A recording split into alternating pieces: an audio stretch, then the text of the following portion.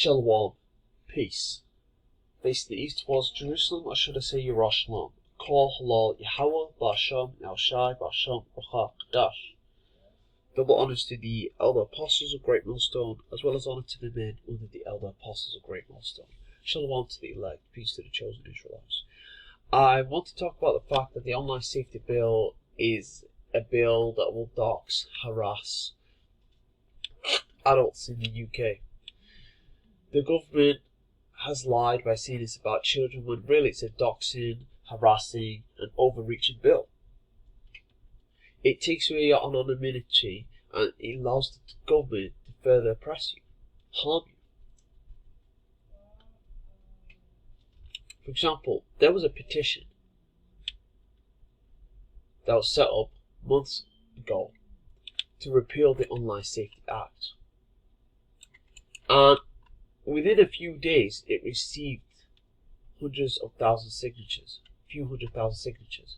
And guess what? The government did respond on the 20th of July. And this is what they said.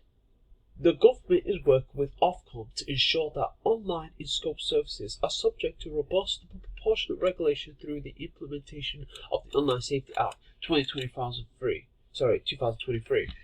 When you look at it, it basically, hundreds of thousands of people gave their signature to say, we don't want this law, do away with it. And the government said, yeah, no, we're still going to keep it for the children. So they're forcing, the government is saying it's for the children, but really it's doxing, harassment and overreach.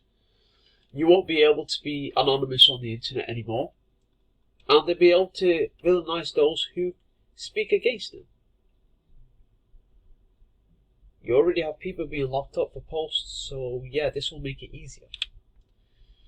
Adult content is accessed by adults, and if children do get a hold of adult content like pornographic content, guess what? Parents should take responsibility for what their children access by using things like they could basically block websites, have a safe search filter on, configure the Wi-Fi and router settings to make sure that children can't access pornographic content at all. That way they won't click on any, they won't be able to access the adult website. But no, the government will rather basically take away your anonymity, dox you, harass you, and further villainize you. All under the lie of protecting the children. They don't care about children. They're just using that framing to harm adults. And as a man, first and foremost, there's a harm you. So, yeah. They basically told the citizens, yeah, no. You've had data leaks, not just in the UK, but other countries. There was, Carphone Warehouse.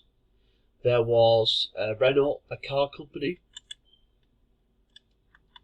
Oh, and concerning Discord, they were using a third-party company as part of their customer service, and certain Discord users' details, certain private details got leaked by a group of hackers out there. Oh, speaking of Renault Group confirms UK customer data breach stolen a third party. This was October 3rd, 2025, a month ago. Renault Group said that certain UK customer data was stolen in a cyber attack targeting one of its data processing providers. The French-based automaker said that the data involved personal contact and vehicle information. There was no credit or financial information lost in the breach. And then Renault says none of its other systems were impacted by this attack. The third-party provider has told Renault that the attack has been contained, according to a Renault spokesperson. Renault said it has contacted all relevant authorities, including the UK Information Commissioner's Office. A spokesperson for the ICO confirmed that an incident had been reported and the office is making inquiries in response. The stolen data includes customer names, addresses, date of birth. This is confidential information. It might not be your card details, but your date of birth and your government name, address, these are all private information. Information you wouldn't want to just be put out there. Phone numbers, vehicle registration, vehicle identification number. the company did not provide a total number for how many customers were affected, citing security concerns. And you know, with these data leaks, breaches, hacks, that's your private information going out there, and you could easily become a victim of identity fraud, and you might not be surprised why more scammers may end up also calling you. Look at this. The company said that it has contacted all affected customers and reminded them to be careful about any potential unsolicited contact. I'll leave the link to that video in the description box from cybersecurity. I'll leave the link to this article in the description box by Cybersecurity Dive. The Discord data leaks. SOC raiders. Discord data breach, what we know so far. Discord confirmed a data breach linked to a third-party customer support vendor. Hackers claim to have stolen data from 5.5 million users, including government IDs and partial payment details. By partial payment details, they mean like the last 4 digits of the payment cards. Discord says the real number of affected users is much smaller and refuses to pay ransom to attackers. Yeah, Discord's saying it was basically 70,000 users. Pay ransom to the attackers. The 16th of October 2025 update. Zendesk has made it clear that the breach did not involve its systems. The company said its platform was not compromised and that the incident did not arise from any vulnerability within Zendesk.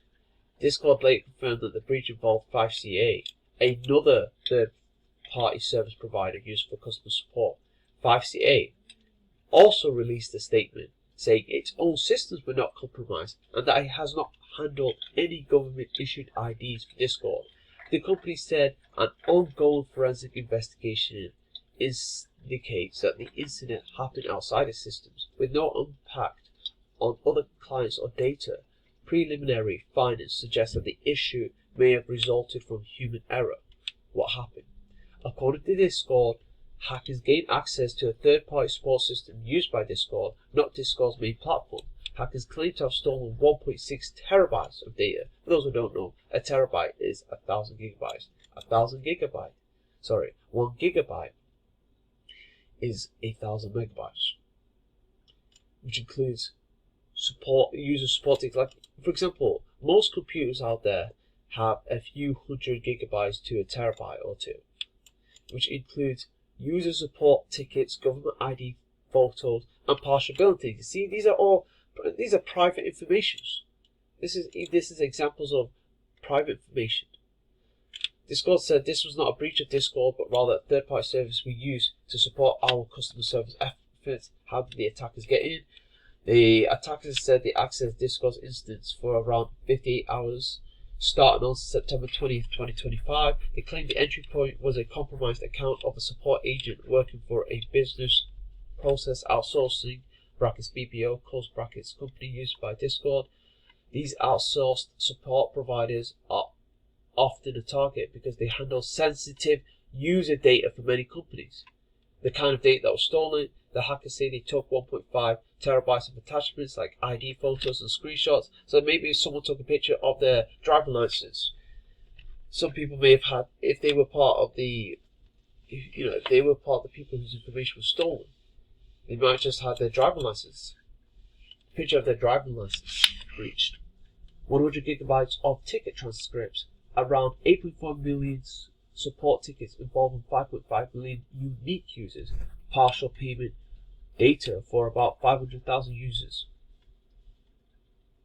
What data might be exposed? Discord confirmed that a limited number of users had the following information accessed: real names and usernames, like your government name basically, email addresses and contact details like your phone number, photos of government issued IDs, driving license or passport. You could become a victim of identity theft when your data gets leaked. Partial billing details like payment type and the last 4 credit card digits. And then Discord, you go to their website, they say only around 70,000 users, but the hackers themselves are saying it's more than 70,000 users. The hacker said it was 2.1 million. Only around 70,000 users had government ID photos exposed. Claims of 2.1 million leaked ID photos are false and exaggerated. The attackers are trying to get money out of Discord. Discord will not pay the hackers. As a Discord person told Leaping Computer, first, as stated in our blog post, this is not a breach of Discord, but rather a third-party service we use to support our customer service efforts.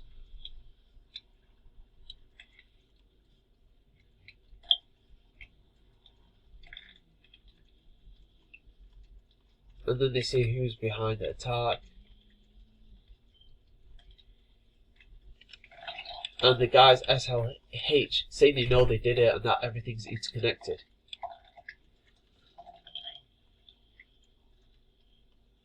And then Discord responded by revoking access from a third-party vendor, isolated, separated the effect systems, launched an inside investigation, brought in a forensics team to access the breach, involved law enforcement. And then they started telling, contacting users directly, hey, you might have been involved in a data breach. And then it's telling you what users should be doing. Be cautious with emails saying they're from Discord but aren't really. Don't click on account links asking you to re-verify your account. Turn on two-factor authentication. See, look what I said. Why does it matter? The stolen data, emails, IDs, and partial billing info can easily feed phishing, impersonation, and identity fraud campaigns. Exactly.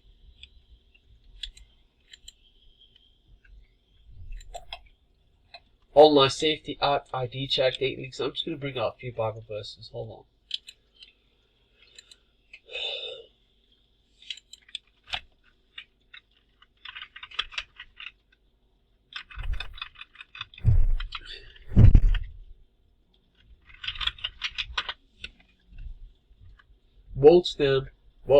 Isaiah 10:1, woe to them that decree unrighteous decrees, and that write grievances which they have prescribed. For example, this is an unrighteous decree, because this is the government doxing and harassing its own citizens. And then lying by saying it's going to protect children when it won't. It was never there to protect children, it was there to be technocratic, controlling towards you, and more harmful, of course.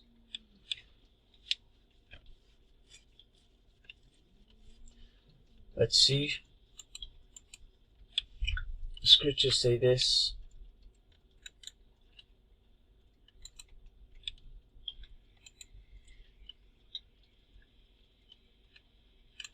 Enough people have voiced, or signed the petition, but the government's still going ahead with it.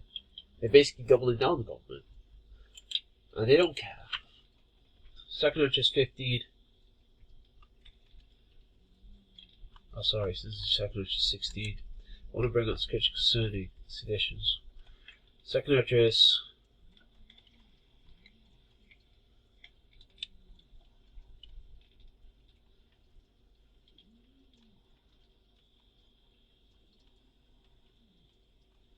No. It is 15. It's probably 15, 40, 30, 20.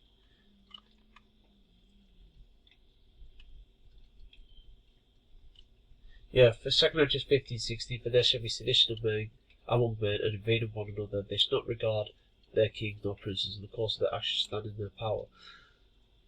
Sedition is rebelling against the state of monarchy, with there being action, speech, and thought. There clearly is sedition where you've got people wanting to repeal an act that harms them. We want to repeal the Online Safety Act. The petition is closed. It basically ran in June, got closed in October. The government responded on the 20th of July and basically doubled down.